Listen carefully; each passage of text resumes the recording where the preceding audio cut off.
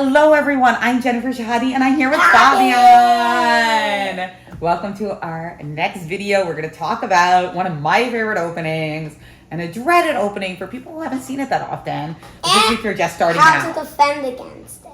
The Sicilian. Wait, it's not a bad opening. It's a great opening. Yes, it's a great opening. But one of the things that I notice is that when you're starting out in playing like really serious chess, first, you don't see that many Sicilians, and then the better you get, the more you study, the more you play, you see more and more of them. And so let's talk today about how to approach that. What do you think about the Sicilian, Fabian? I think it's a good opening. It is a pretty good opening. Here's the interesting thing about the Sicilian. At the master level, and certainly the grandmaster level, it's extremely popular. So if you look at master level games on your database, say it's your chess-based database or your lead chess database or chess.com, you'll see that Sicilian is by far the most popular. But at the beginner and intermediate level, double king pawn is by far the most popular. So what happens as you get better and better, you start to see more of your opponents shift to the Sicilian. So Fabian, play your first move. E4. Now, what do people mostly play against you in this position? E4. So the majority of people, if you're a young player, if you're just starting out, the majority of people will play E4, E5. But the stronger you get, the more you're going to see other moves, but in particular, the more you're going to see this move. That's right. At the master level, this is the more popular move in E5. When you start out, this is the most popular move. So it's a little bit of a flip. And the interesting thing is, as you get better, what you're going to see happen is you're going to see more and more Sicilians and less E5s. They're still going to be the most popular moves, but you'll see that little switcheroo. So what we want to do is we want to find a repertoire or a strategy to slay the Sicilian that allows us to play it when few of our opponents play it and also kind of ramp it up when it becomes the thing that we see the most often. So let's discuss. What do you think you should do here? It's kind of obvious because you want to develop the knight. And why do you want to develop that knight? Because if you develop this knight, it's just worse. Because why? Why is it's blocking the C part? Well, that's part of it, actually. That's a great point. But this one blocks the F pawn. I would say, in general, developing the king's knight is slightly more common than developing the queen's knight for the simple reason that when you develop the queen's knight, you're closer to doing what? Castling. Exactly. So you're a little closer to castling here. And now, what are some of the most common moves in this position, or moves that come to your mind? Da da da da da da da da da da da da. Okay, actually, that's kind of a bad move, believe it or not, Fabian. I can see why you might think that's a good move because you want to actually control the center from the center, not from the side. But the problem if you do that is that after pawn takes d5, queen takes d5, you just go knight c3 and white has tremendous development. Queen e6 check, bishop e2, white's just much better. So this d5 is not really a thing here, but d6 is actually a very common move. Yeah. And the other few common moves here are what? What can you guess what some of the other common moves are here? Knight c6, excellent. That's a really common move, probably neck and neck with d6. As the players get stronger and stronger, you will see a little bit more d6, but because it's massive flexibility. But knight c6 very common move as well. You also see the move e6 a lot, very flexible, opening up the bishop. I don't like that as much. Oh yeah, me neither. I've never played this as black myself, but I do like knight c6 and d6. What about the dragon? That starts with either knight c6, d6, or g6, depending on whether you want to play the regular dragon, the hyper-accelerated, or the accelerated. What's the best one? Oh, great question. Hyper-accelerated sounds super cool. It does sound cool, and we'll look at that in another video when we look at it from the black point of view. I love that. But what move do you do to play? To play the hyper-accelerated, you play g6, actually. Okay. That's a hyper-accelerated, but... And then there's yet another move. So we've already looked at 1, 2, 3, 4. By the way, this move is also something that people do. It looks really bad, but I saw an opponent play this against you recently, Fabian, and you were a little flummoxed because a lot of the time your idea is to put your bishop on b5 after d6 or knight c6. So a6 was a bit annoying for you. So let's break it down.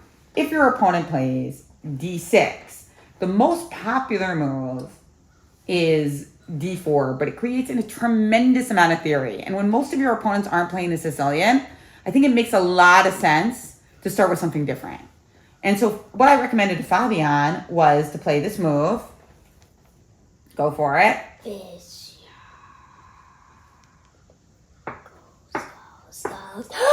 Check! Yeah, absolutely. Bishop e5 check. Now, the funny thing is, imagine if you couldn't block in chess. This would be checkmate. Right? Because every move here is a block. It's a straight up checkmate otherwise. I'm trying to think about how that could ever work. How could we ever make a situation where it would be mate? Oh, I see. Like this. That would be mate, right? Because you can't block. Yeah, I know, but that's a fake situation. Yeah, it's a totally fake now situation. You're going to have trouble getting back to the position. Nope, that's why I'm a grandmaster. Let's go, baby. I'm here. Okay. Wait, that was the position? Of course that's a position. I know how to do this, man. Okay, so what do we do here? Obviously, here and here. Here's more common. You're right. Here's more common because if you were going to go knight c6 here, maybe you would just do a prior move, first of all. Knight d7 is played a lot too, believe it or not, because sometimes people, if they're playing black with the Sicilian, they kind of want to risk. They want a risky position because they're trying to play double-edged. So knight d7 is surprisingly common here, even though it looks a bit awkward, because it shows, like, I don't want to trade. Because bishop takes d7 looks very sus. In general, bishops are a little bit better than knights in the opening, and doing this right away unprovoked doesn't look very smart. So a lot of people play this, like, even if they think that it might not be the best move, they'll play it anyway just because they're like, I don't want to trade everything off. It's hope chess! Boo! It's more like stubborn chess. It's like, I don't want to trade anything off. So if bishop d7, what would you do now as white? Because this is going to be the most common. Before I play here, but now I just play here. Well, that's an interesting question, Fabian. I used to play here because then check, but then if they trade, it would be check, and I would win the rook. But that's kind of hope chess, and also if they take with the queen, it wouldn't even have. So if queen e2, you're saying that if bishop e5 check, queen here, and then the queen can block. you're saying like if they play here or something, you can maybe take this. Yeah. Well, you don't win the rook, but you do get a free pawn. But if the queen takes. Yeah, but they could just play here, and then it seems a bit dry. And in general, one of the things that's nice about the Sicilians, endgames tend to be a little good for black and the Sicilian. Not necessarily better. What do you mean it's an opening? So how does it go into an endgame? Well, if you trade queens this quickly, then it kind of transforms to an endgame. And Sicilian endgames tend to be pretty comfortable for black. Ben's excellent book deserves to be in hardcover. I love this book. All right, so if queen e2, I agree. I'm not that crazy about that move, Fabian, because I agree that bishop e5, queen d7 is pretty good. And not only that, I could also just play knight c6. So knight here is bad then. Well, knight here, I'm not that crazy about that move either, because if bishop e5, knight b5, the knight's just kind of hanging out, and not in a necessarily good way. Like, I feel like eventually it's just going to get kicked. And a6 is a useful move, so I'm not that keen on that move either. Actually, believe it or not, the most common move here, if you do want to support the bishop, I think a4 is actually an interesting move, but the most common move by far here is just to take it. a bishop. Right, it is. And now, after queen takes d7 and knight takes d7, believe it or not, they're both very popular. I always used to play queen d7 because I like the idea of getting my knight to c6 where it protects d4. But some people play knight d7. But after queen d7, I do want to point out that there are two interesting strategies here for white where you kind of have a little bit of a choice here. How do you want to continue the game in the long run? Do you want to go for a big center like c3 and d4? Or do you want to try to play c4 and get a kind of like a bigger, like a bind type structure? And depending on which one of those strategies you want to do, you have a choice here. So this is often one plan that you see in the bishop b5 check Sicilians, that white will go for this kind of Maroczy bind type structure. That said, I'm not that worried about this type of thing for black because black's already traded off the light squared bishop. So the space disadvantage is not as severe as it might be otherwise. But it is a bit annoying to play against sometimes. Okay, let's look at the other plan, which I think I might be more apt to recommend to somebody like you. It's a bit more intuitive. The other plan is to, of course, castle and also play for c3 and d4 and try to get this big center, okay? So those are the two major plans. And then sometimes if the knight gets here, we can try to play for an e5 move, and the knight sometimes is a little confused about where to go. So those are the plans in the bishop b5 check line. In the knight c6 line, you can do the same thing, and you can play bishop b5, which is called the Rossolimo. Very, very popular. Another thing you can do is if you like these types of plans with c3s, you can switch it up and play c3. Finally, and this is really important for the audience, once you get more and more Sicilians, you can start and choose when to play d4, the Open Sicilian. So the nice thing about playing either c3 or bishop b5 in the beginning is as you see more Sicilians, you can say, well, I'm going to start with all the line with e6, playing the Open Sicilian. Or I can start with knight c6, playing the Open Sicilian, and then add in the others later, because it's a lot of theory. And that's why I really like this knight f3 move, because it allows you to be a bit modular as you get better. Okay, so quick question. If e6, is bishop b5 a good move? No. Why not? Because it's not check. Yes, that's true, but there's something else. If you were black here and your opponent played bishop b5, what would you do? But I feel like this is a good move too, because here would be bad. Yes, very good. So if bishop b5, a6 could happen, and then suppose you played here. Now what would black do? Here? And then here. And then what? And then here. Exactly. I mean, obviously we played some horrible moves for white there, but even if you play bishop c4, b5, now you don't go here, you go back, but black has gained a lot of time and actually wants to do this. So it's something to think about, and one of the reasons that the Sicilian is popular is that it actually isn't that comfortable to put your bishop on c4 in this nice diagonal for two reasons. Sometimes your bishop gets kicked around and the c-pawn can become part of that. And secondly, it's not even as vicious because we can always play e6 and you're cutting off this. So you'll find that bishop c4 lines directly aren't quite as popular. They are playable, but you really kind of have to know exactly what you're doing to make them work, which is why I prefer after e6 to play it a little bit cooler and go for something like c3.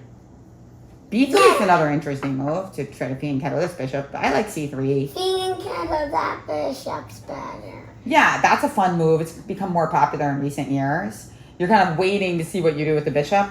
And then, you know, if the knight comes to c6, you can get bishop b5 in. It's much better. You know, and that's the thing. I've never shown you this b3 thing before, but you're immediately attracted to that. Take heed of those moments. When you see an opening and your first instinct is, I really like this opening. You know, that's actually something to consider, that you should play that opening. I mean, it sounds obvious, but it doesn't, people don't always follow that rule. Because the two greatest things you can do for your chess opening repertoire is pick something that's pretty good. Doesn't have to be the best, the thing that Alpha Zero would pick. But pick an opening that's good and an opening that you like. You know, that's the twofer. That's what you want. Yeah.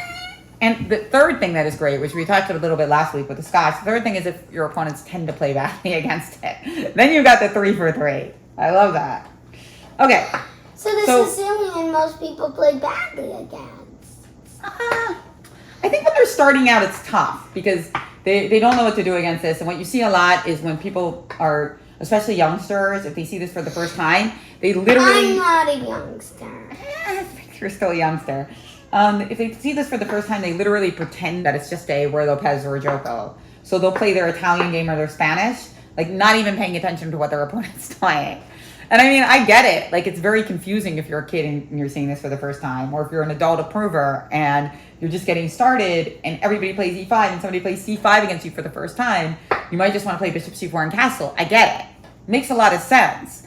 But then what ends up happening is you don't get the same advantage that you get in the main lines. And so that's why we're here talking about this. And like I said, the better you get, the more you're going to do what the greats often end up doing, which is play the Open Sicilians. Yes.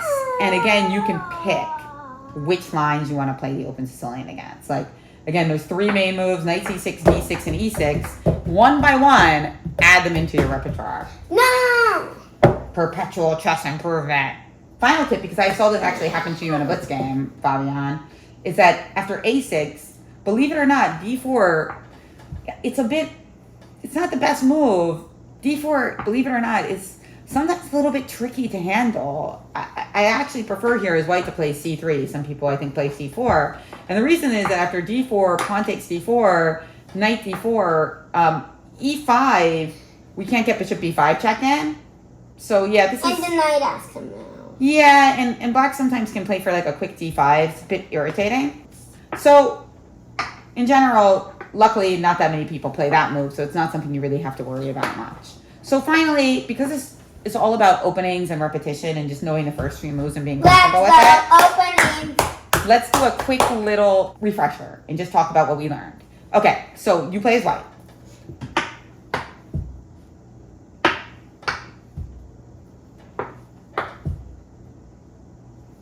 Nice. Got it?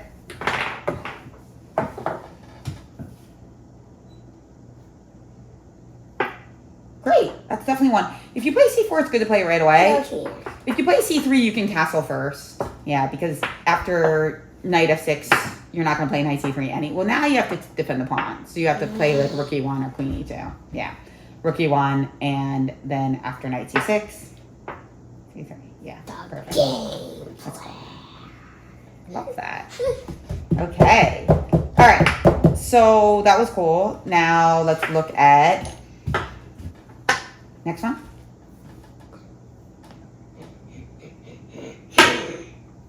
Now I go here. I like it.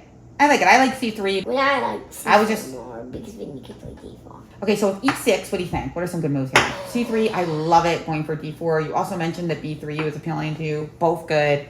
Okay. And now finally, if I play knight c6, we didn't talk about this one as much. Maybe we'll do that in a future one. But great move here is to play the very straightforward looking bishop b5. I love this move. There's a lot of theory that comes after this, but basically the bishop is in a good space here because if you were to get kicked right away, now you could actually take this knight. Yes, generally bishops are better than knights, but what is the mitigating factor here, or the factor that makes it more appealing for white nonetheless? Why are you not too worried about bishop takes c6 losing your bishop?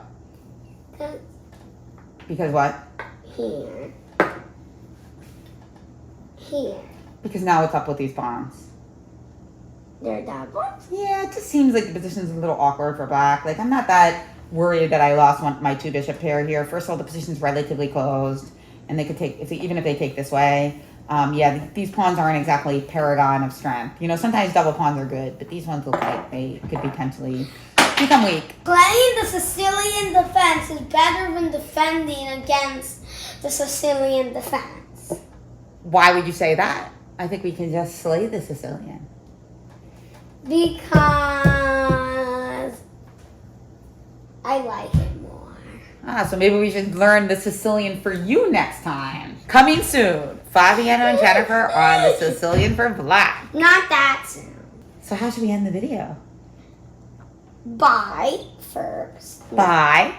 No, and then like and subscribe. Like and subscribe. And then play the Sicilian. Or else. Play the Sicilian. Or else.